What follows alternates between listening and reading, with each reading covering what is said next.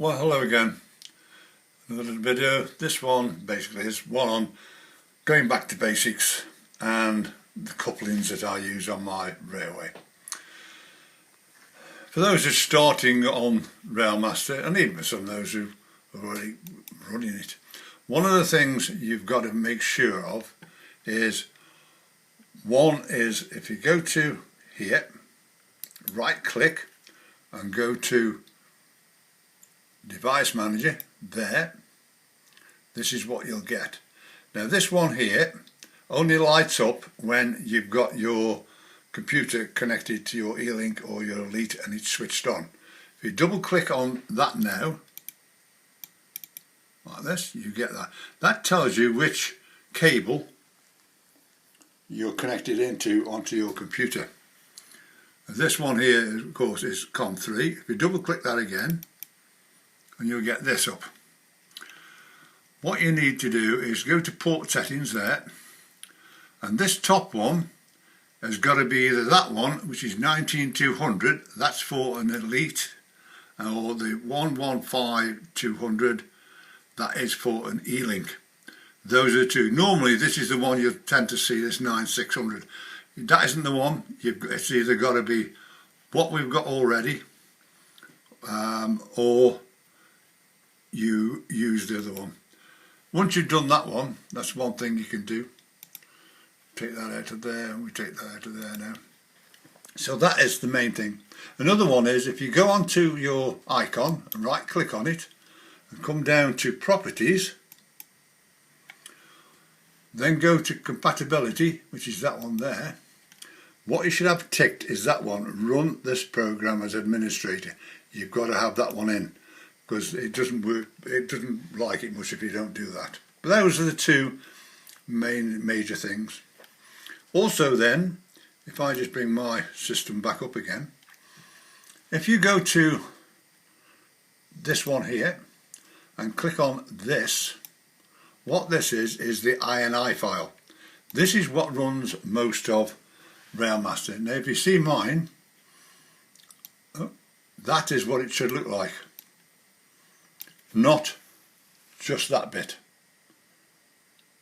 because all these other things do other things in the system. So what you can actually do is bring me up and go. If you go into TeamViewer, I can actually copy mine into yours. Now this one of course is the Elite. I've got one for the E-Link as well. Those have been running now for 9 years perfectly. Another one you see there is the turntable timer, which is 8. What that is that thing there, and what it does is times it from one track to another track. If you go on to, this is, before I go to, this is what it looks like.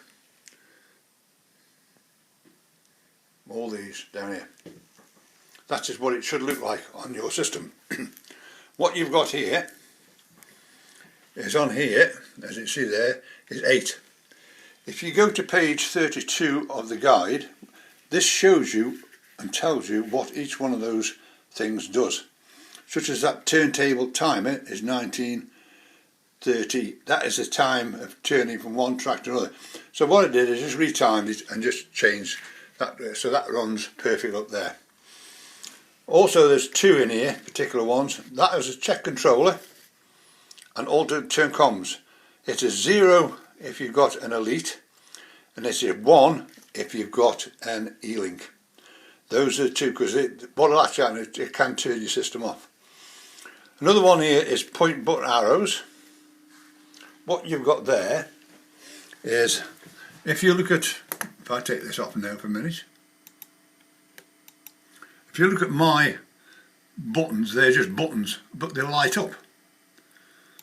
Like this, look, like that. Like a mimic. That's what it does for them. It takes those little buttons out, those little arrows out. See, there's quite a few in here. Another one is classic buttons, which is, if it's 0, it's a tortoise hare and stop, and if you put 1 in, you get the text up. So as you see on mine, I've got shunt, cruise and stopping. Whereas if you do it the other way around, that's what you get there. Another one which is sitting at the bottom which is this one, which is called full controllers equals 1. If you put it as 0, you'll just get the 8 functions up. If you put 1 in, you get 16, such as this. So if I actually go to this one here, what you'll get is the first 8, those there. When you put the function 1 in, you get 16. But also what you can do is if you go into the middle here, you can push up and you can get the rest of them. Because my 158's got 28 functions in, so this is ideal. But the same thing is, you've got 16 functions you can use straight away. That is another little good one for you. So, you can say that is, this I can actually send you this, or you can actually get online to me and I can actually copy this directly into yours, and that'll sort that problem out for you. Right, so what we now go to couplings. Now, these are like the normal type you see them on a lot of the wagons, the big ones. These are the big decouplers. You can get a medium one, and then you've got this one which you see on most stuff these days, which is the little small one, the little NEM coupler. Those are the normal ones. Now, to do uncouplings, you've either got to hook something up and do it, or you can use these, which are the little spring-loaded things. The problem with these can be is, like on my little Sentinel shunters, they'll hit this thing, that part there will hit that bit there and cause problems. So I don't use them, I've never used them, but you can get electronic ones which operate up and down as well. I don't use those these days. One of the other ones is this, which is a magnet. These are KD couplers type of magnets. This is all part of the product, and what that does, it just sits in the track like that, as I've done this one here, like that. It's right to the rails, so it's smooth and everything else.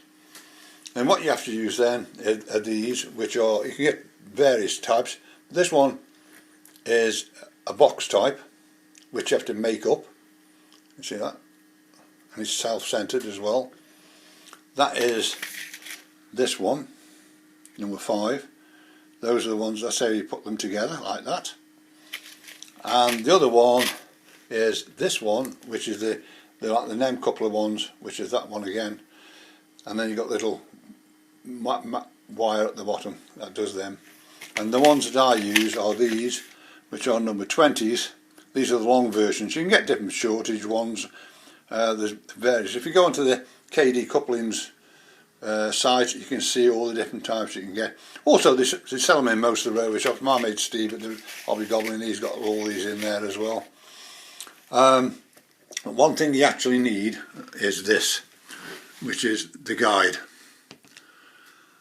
What that is that bit sits on there like that, but you see this little bottom plate, that is where this little arm should be connected to. So if you actually go on, put it on there now, when you put it on the track like that, remember this doesn't have to be live, else otherwise you short your system out. And what you do then is you run your train in and it couples, so then you make sure that that is totally level across there, and also that that pin is just covering over the top of that marker there. And what you've got there is, if I come across here and do this, that's just disconnected, and that's how they disconnect. But also what happens is, I'll now show you this in hot motion. If I move this train over here like this, see them uncouple, you move your train away, you move your train back in again, push it over there, and what it does then, it just leaves the wagons in a siding. And what it's done is now self-centered again, and all you do is run your train over again and they connect up, and that's how they all work. Oops, that's how they work. Very, very good. I say I use these quite a lot. I don't use them these days, but that is what I've done. What I use these days are these, which are uncouplings, which you get from West Hill Wagon Works. What they actually are 2 magnets. Just do that, see how good they are. There's an A and a B. The A's I've got stuck on the back of my tenders, or back of my trains of as such, and the other part goes on my first wagon or first coach of my rake of wagons. So what Chelsea does, look, and they just connect. So all you do is get your wagons like this, just do that, pull them like that, and what they do is they will pull apart like this, and just do it like that.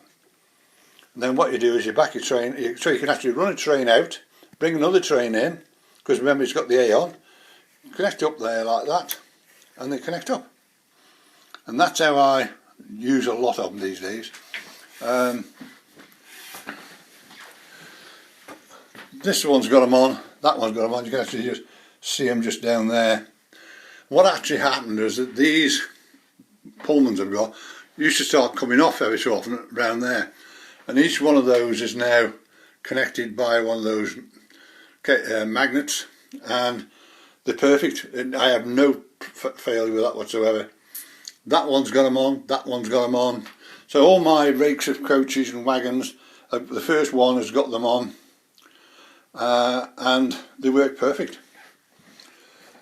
Now what I've just been doing over the last week, I've been building this, which is a little ratio signal box. Now if I just get my pen a minute, so I'm pointing this out. Right, what you've got here is, this is like a piece of fuse wire. Now you've tried putting cotton through a needle, you know how fun that can be. You can imagine these where you've got to put that through the eye of that little arm there. So what I did with this, I put them all onto the wire as it was. You can just see there how fine that is.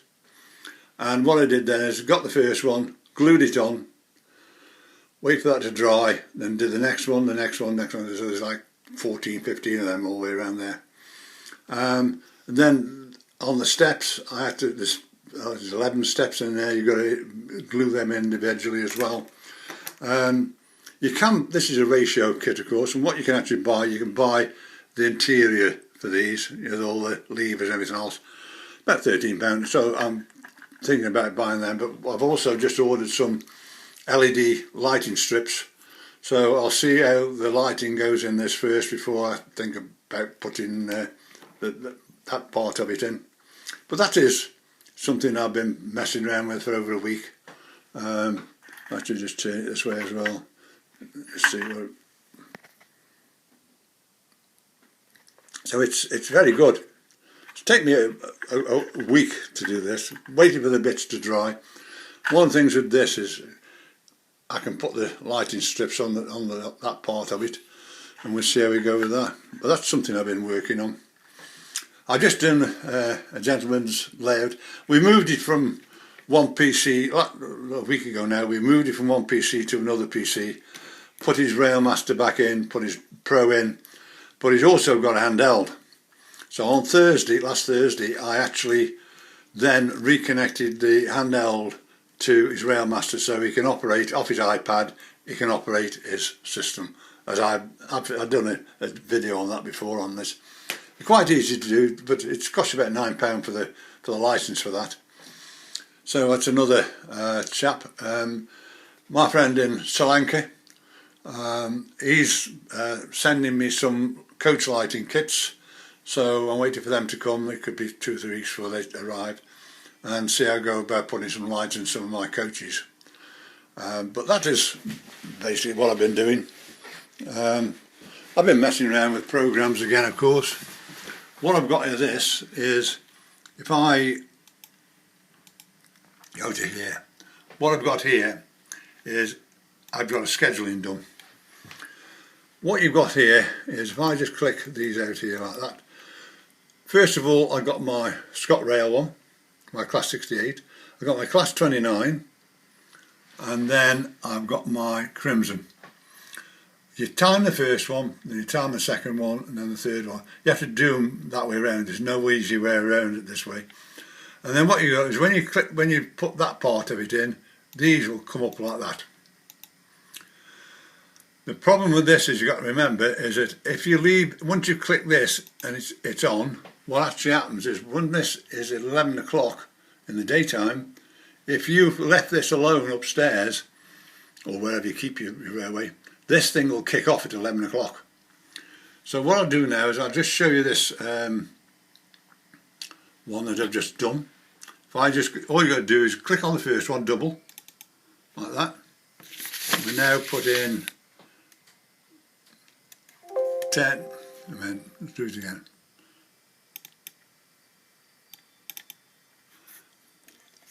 10, 50, 9, 55. Watching happen now. There it is. I'll just shift my thing over here if I don't go up. The next train to depart from platform 2 will be the 09. ScotRail service to. But also on this programme, the station sign has changed to Glasgow as well. Preston, Lancaster, Oxenham Lake District, Penrith, Carlisle. So I can just sit here and watch these trains do that without having to mess with them. It's just the mood of I'm feeling. If I want to run trains, I run trains. If I want to run the programmes, I run the programmes.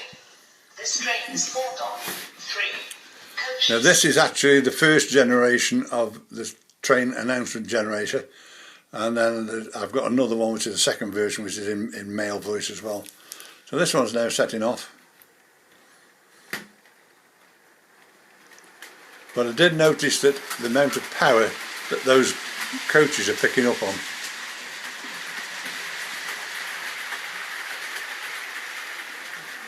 So as happened, this runs on 4 amp, so I've got plenty of power to go on this one. You know, on an E-Link, you could have it knocking out overpowered.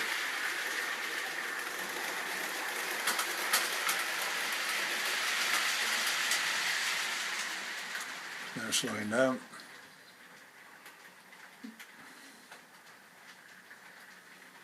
It's about right, it should come round here. I don't know who's going to do it this time. The next train to arrive on platform 2 terminates here. It's about right, it should have come round here, but it's... Now this one's starting up now. Sometimes it works, the programme, sometimes it doesn't. So this one's now starting up now.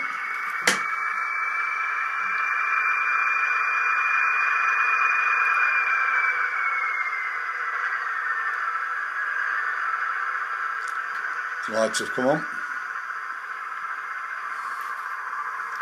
And it should be right, the cab lights should come on and go off. There it is.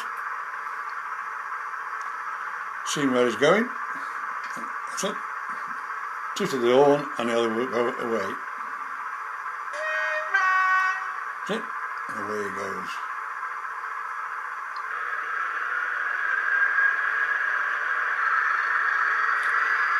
As I've said before, this one, the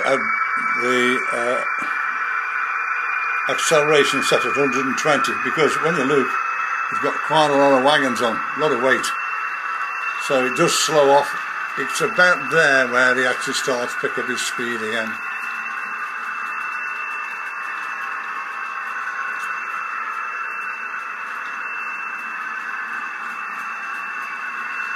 So anybody who wants anything to do with Railmaster on how to do things, trains, setting trains up, the CVs in them, anything like that, just give me a call. My phone number is 01782 302194. My email address is there, and you can please subscribe. I've got over 1,060 subscribers now. Let's just stop here. That's it.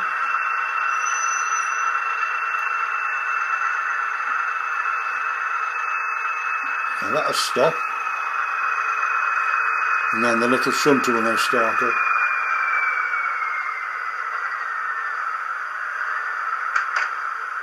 Yes, shutting down.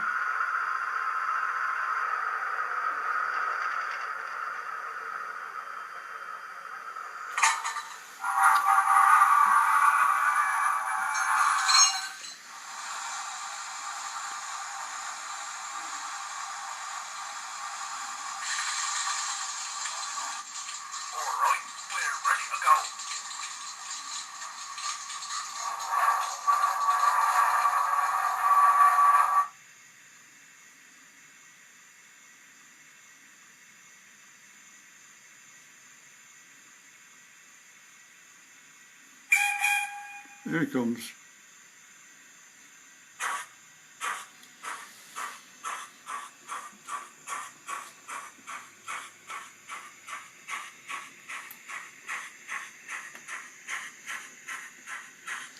This should stop about here. This is the thing, I know where most of my trains stop and start from. Yeah, exactly on them. Now what'll actually happen now, and the signal will change, that's it, and away it goes back again. This one and a couple others I've got are brilliant now because they've got a shunt mode in, so you can virtually just about make the train to move by pressing that button. It's like half the shunt normal mode. Another way is to do it by the mouse, which is another easy way of doing things. That's it. That should turn off and the light should go back to red. Well, done. So you can actually move these trains around by your mouse as well. So I'll stay around here for now. So if anybody wants me at any time, don't be frightened to ring me. I'm here 7 days a week, day and night. Just give me a call. As again, my number is 01782 302194. My email address there is on all my videos. I think there's 156 now, this one is. Another thing is if you're after a particular part of the subject, such as like points or signals, anything like that, if you on YouTube, if you type in Hornby Railmaster Brian Hughes, and then after it put in what you're talking about, like it's cobalt motors or signals, it brings them to the top rather than having to peel down 150 odd videos. It's a lot quicker to find stuff. So for now, thank you very much. I'll speak to you again soon. Keep safe. Bye.